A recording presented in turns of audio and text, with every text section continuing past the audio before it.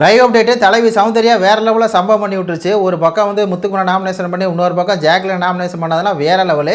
இதில் முத்துக்குமரன் வந்து சௌந்தர்யா நாமினேஷன் பண்ணிட்டு அவன் சொன்ன காரணம் என்ன தெரியுமா? நேற்றுக்கு சொன்னால விஜய் சேது போயிட்டேன், அதே காரணத்தை அவன் சொல்கிறான். இந்த மாதிரி நாங்கள் முக்கியமான விஷயம் பேசிகிட்டு இருப்போம், அப்போ இடையில உங்க எது அசால்ட்டாக பண்ணிடுவாங்க, அப்படி பண்ணிடுவாங்க, இப்படி பண்ணிடுவாங்க அப்படின்னு சொல்லி அதே காரணத்தை சொல்லி உருட்டிகிட்டு இருக்கேன். ஆனால் சௌந்தர்யா இவனுடைய மோத்திரை கிழிச்சது, அது ஃபேக்லினோட மோத்திரை கிழிச்சதெல்லாம் வேறு லெவல் அப்படின்னு தான் சொல்லணும்.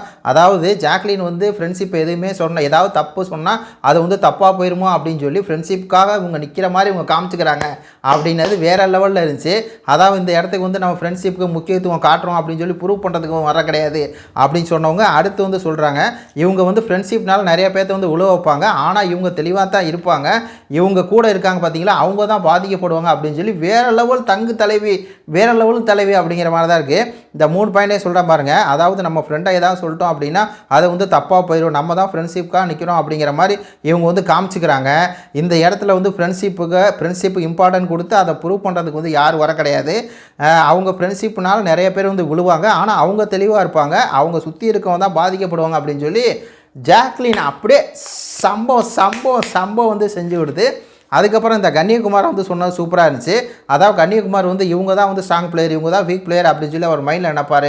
அதுவே வந்து தப்பு, நான் அவங்க 2 பேர்த்த வந்து சொல்ல போகிறேன், இவங்க 2 பேர் தான் ஈஸி டார்கெட்டு அப்படின்னு சொல்லி இங்கே அவங்கவுங்க நார்மலாக இருக்கவங்க அவங்களுடைய கான்ஃபிடென்ட்டை வந்து பிரேக் பண்ணிக்கிட்டே இருப்பார் இந்த கண்ணியகுமார் அப்படின்னு சொன்னது வேறு லெவலில் இருந்துச்சு.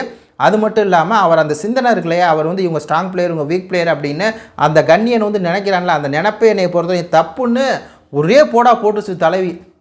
அப்படியே மோரையை பார்க்கணும் அப்படிங்கிற மாதிரி தான் இருக்குது. அது மட்டும் இல்லாமல் ஸ்ட்ராங் பிளேயர் அப்படின்னு இருக்கவங்கள வந்து இவர் உடைக்க மாட்டார். இவருடைய டார்கெட் எப்படின்னா ஆல்ரெடி உடையிற மாதிரி இருப்பாங்களே, அவங்கள திருப்பி அட்டாக் பண்ணி அவங்கள தான் கான்ஃபிடென்ட்டை உடச்சி இவர் வந்து வெளியே தள்ளுவார்னு தலைவி வேறு லெவலில் சம்பவம் பண்ணி விட்டுருச்சு. அதே மாதிரி இந்த ஜாக்லின் வந்து அந்த நாமினேஷனில் ஒரு திட்டத்தை பண்ண முடியா, ஃப்ரெண்ட்ஸை நான் நாமினேஷன் பண்ண மாட்டேன் அப்படி இப்படின்னு சொல்லி அதுக்கு வந்து சம்பவம் பண்ணி விட்டாங்க. நம்ம ஃப்ரெண்ட்ஸை ஏதாவது சொன்னோம் அப்படின்னா அது தப்பாக போயிருமோ அப்படின்னு சொல்லி அதில் ஒரு சேஃப் கேம் விளாட்றா.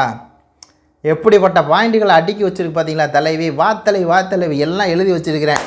தலைவி என்னடா பண்ணா அப்படின்னு சொல்லி அவனா கேட்டானா, ஜாக்லினுக்கு ஒரு செருப்படி, முத்துக்கொண்ணுக்கு ஒரு பலமான செருப்படி, அவங்க கேமை உடச்சு விட்டா அப்படின்னு சொல்லுவேன்டா அப்படிங்கிற மாதிரி இருக்குது. உங்கள் கருத்துக்களை சொல்லுங்கள். நன்றி, வணக்கம்.